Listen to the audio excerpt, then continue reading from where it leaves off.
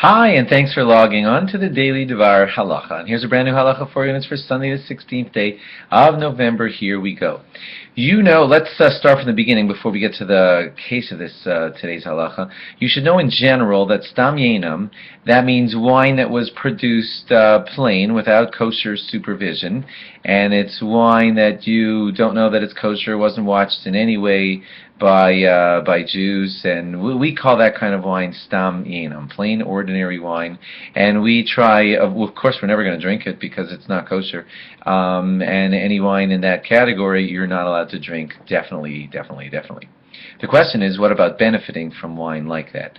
So it's actually a machlokas. It's an argument, because nowadays, when that kind of wine, we don't really have a fear anymore that that kind of wine is being used in idol worship purposes, and that's how the decree started long ago. And now, most of the wine that's kicking around in our stores is not wine that's being used for idol worship purposes. If you give it to a person like that, the problems are less, and therefore the situation as to wondering whether or not I'm allowed to benefit from stam yenam, from plain ordinary wine that's not kosher, is debate. Now, the Ramah says that it is best for us to try to be stringent in matters like that, and therefore brings us to today's interesting question. What if I wanted to buy a non-kosher wine, stam yenam, plain ordinary wine, and I wanted to give it to a non-Jew as a present?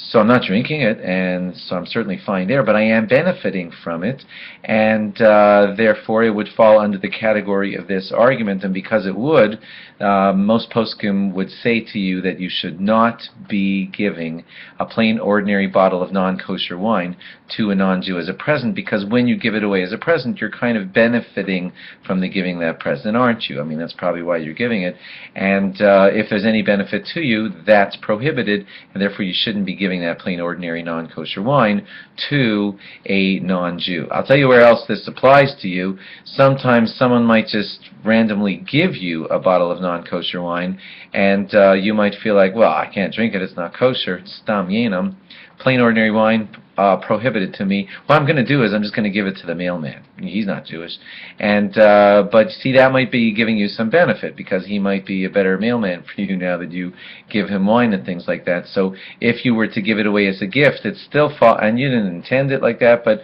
you might be benefiting from that wine, and giving it away to a non-Jew as a present could be considered a problem.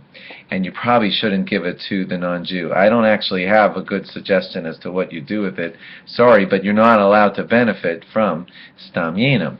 And if it is a case of great financial loss for whatever reason, and you find yourself in a category where, I don't know, somehow you're going to lose a lot of money if you don't do this, or maybe it's a $1,000 bottle of wine, speak to a rabbi, and there is discussion. I'm not saying that it's permitted in that situation, but the poskim all do say that in cases of great financial loss, if this could possibly be a case of great financial loss, that you can talk to a rabbi about what to do. But in general, you're not supposed to benefit from plain, ordinary, non-kosher wine. Certainly not drink it, and also today's law is to not benefit from it. Thanks for logging on, and log on again tomorrow for more. Bye-bye.